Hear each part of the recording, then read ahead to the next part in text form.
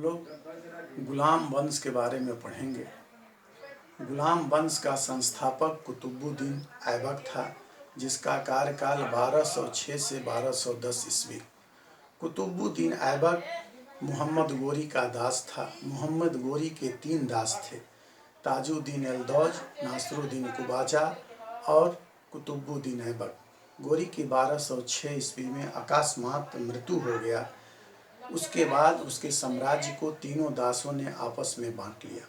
ताजुद्दीन एल्दौज को गजनी का साम्राज्य मिला, नासरुद्दीन कुबाचा को सिंध और मुल्तान का साम्राज्य मिला और उत्तर भारत का साम्राज्य कुतुबुद्दीन ऐबक को मिला। कुतुबुद्दीन ऐबक ने लाहौर को अपनी राजधानी बनाया। अपनी स्वामी भक्ति के कारण उसने सुल्तान का पद धारण नहीं किया। उसने मलिक और सिपह सालार की पदवी धारण किया। उसने न अपना खुतबा पढ़वाया, न अपने नाम का सिक्का जारी किया। कुतुबुद्दीन ऐबक स्थापत्य कला में भी इसने रुचि रखता था। ईरान के सूफी संत, प्रसिद्ध सूफी संत कुतुबुद्दीन बख्तियार काकी के स्मृति में कुतुब मीनार का निर्माण कार्य प्रारंभ किया, जिसको 1231 ईस्वी में इल्तुतमिश ने पूरा किया। इसी तरह से कुब्बतुल इस्लाम मस्जिद का निर्माण किया और अजमेर में 2.5 दिन झोपड़ा मस्जिद का भी ऐबक ने निर्माण किया था। कुतुबुद्दीन ऐबक लाहौर से अपना प्रशासन कार्य चलाता था। इसने कुतुबुद्दीन ऐबक के 1210 ईस्वी में चौगान खेलते हुए घोड़े से गिरकर मृत्यु हो गई। इसे चौगान, कभी एग्जाम में चौगान कभी पोलो भी पूछा जाता है। इसके बाद जो है कुछ महीनों के लिए, 8 महीनों के लिए इसका पुत्र आराम शाह शासक बना। आराम शाह के वह कठपुतली शासक था। उसके बाद बदायूं का सूबेदार कुतुबुद्दीन ऐबक का दामाद इल्तुतमिश 1211 से 1236 ईस्वी में यह दिल्ली का सुल्तान बना। इसने लाहौर से राजधानी दिल्ली स्थानांतरित किया। दिल्ली सल्तनत का यह पहला शासक था जिसने दिल्ली को राजधानी बनाया। इल्तुतमिश ने इक्ता प्रथा प्रारंभ किया। इसने सामंतवादी प्रथा को समाप्त कर दिया। इसने शुद्ध अरबी सिक्का चलाया, जिसे चांदी का टंका और तांबे का जीतल कहा जाता है। यह कार्य करने वाला दिल्ली सल्तनत का यह पहला शासक था। इल्तुतमिश का वजीर निजामुद्दीन जुनैदी था। वजीर को प्रधानमंत्री भी कहा जाता है। एक बार इमामों ने कहा कि हिंदुओं को या तो इस्लाम धर्म को स्वीकार करो या मृत्युदंड को स्वीकार करो। अपने वजीर निजामुद्दीन जुनैदी से इल्तुतमिश ने सलाह मशविरा किया। निजामुद्दीन जुनैदी ने कहा कि अभी आपका न्यू एम्पायर है और आपने अगर हिंदुओं से आपने पंगा लिया तो आपका साम्राज्य का अंत हो जाएगा। इसी प्रकार 1221 ईस्वी में चंगेज खां का आक्रमण हुआ। कई परीक्षाओं में पूछा जाता है कि दिल्ली सल्तनत में पहला शासक कौन था जिस पे मंगोलों का आक्रमण हुआ। तो यह ख्वारिज्म का शाह जलालुद्दीन मंगबरनी का पीछा करते हुए सिंध तक चंगेज खां आ गया था, लेकिन अपने साम्राज्य को अपनी बुद्धिमानी के बल पर इल्तुतमिश ने बचा लिया। इल्तुतमिश ने तुर्कान ए चहलगनी 40 गुलाम सरदारों के गुट का गठन किया था। इल्तुतमिश शुद्ध अरबी सिक्का चलाया। इल्तुतमिश ने इक्ता प्रथा चलाया। इसके बाद जो है कुछ समय के लिए जब इल्तुतमिश का मृत्यु हो गया तो रुकनुद्दीन फिरोज शाह इसका पुत्र शासक बना। इसकी माँ शाह तुर्कान एक कुचक्री और महत्वाकांक्षी महिला थी। उसने अमीरों और गुलाम सरदारों को जो है काफ़ी परेशान करने लगी। बाद में जो है रुकनुद्दीन फिरोज शाह को गद्दी से पदच्युत कर और रजिया को सुल्तान बनाया गया। 1236 से 1240 ईस्वी में रजिया गद्दी पर बैठी। इसे दिल्ली सल्तनत का प्रथम शासिका कहा जाता है। रजिया एक योग्य शासिका थी।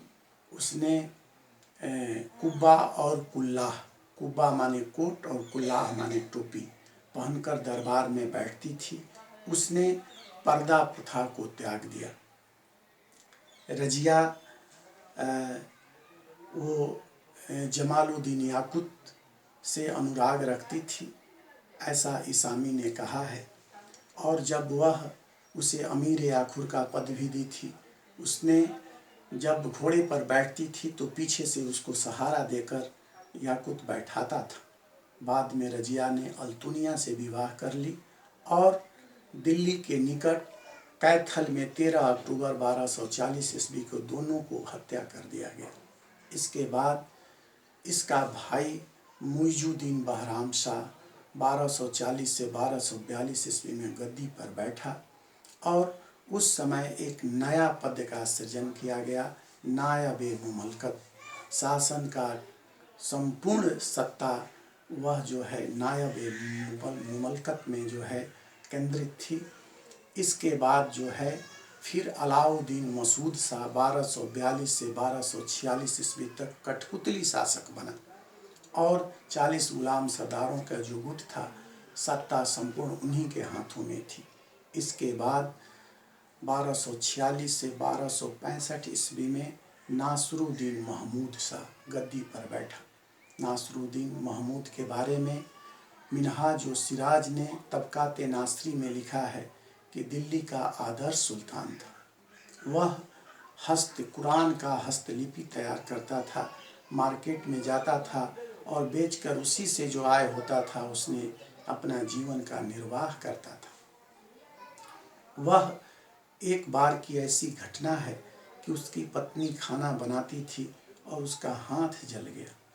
उसके बाद उसकी पत्नी ने कही कि आप नौकरानी रखिए, लेकिन नासरुद्दीन महमूद ने कहा कि नहीं, यह जो है राज्य का धन का अपव्यय होगा, यह संभव मेरे से नहीं है।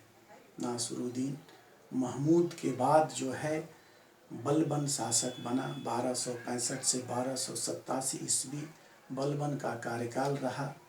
बलबन के बारे में कहा जाता है कि 20 साल वजीर और 20 साल सुल्तान रहा। बलबन जो फिरदौसी के शाहनामा में अफरासियाब का अपने को वंशज बताता है और उसके पात्र शूरवीरों से अपनी तुलना करता है।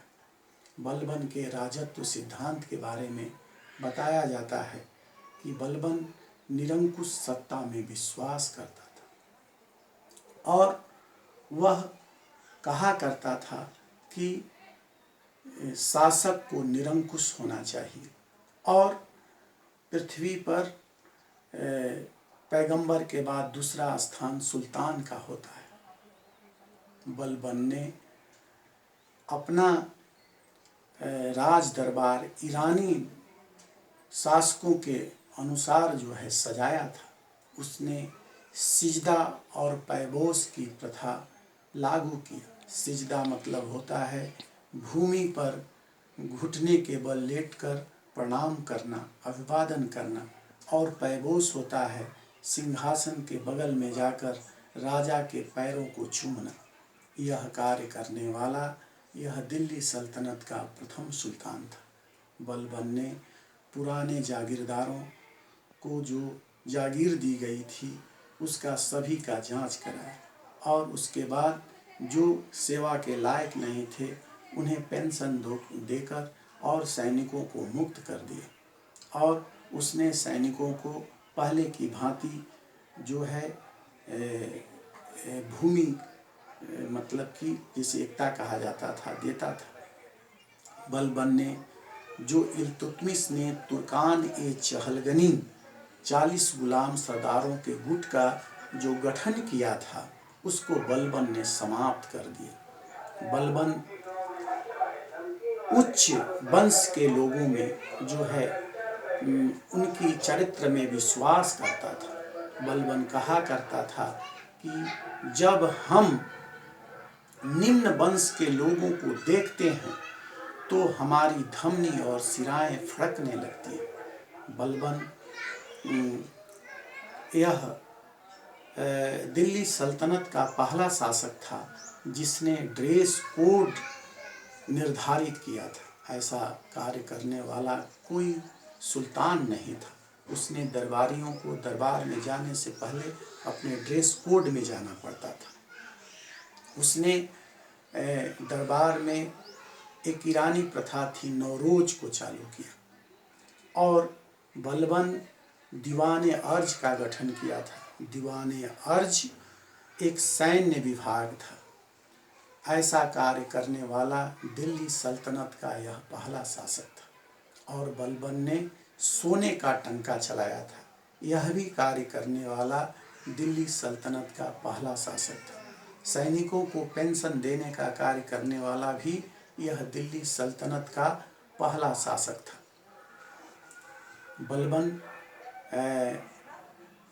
बलबन के शासन व्यवस्था का सफलता का मुख्य कारण था गुप्तचर प्रणाली। इसने वरीदों की नियुक्ति की थी। बलबन बाद में इसका पुत्र जो मोहम्मद था वह मर जाने के बाद काफ़ी दुखी हो गया और उसके बाद जो है कैकुबाद और कैकुबाद के बाद क्यूमर्स शासक बना 1280 से 1290। इसके बाद गुलाम वंश का अंत हो जाता है।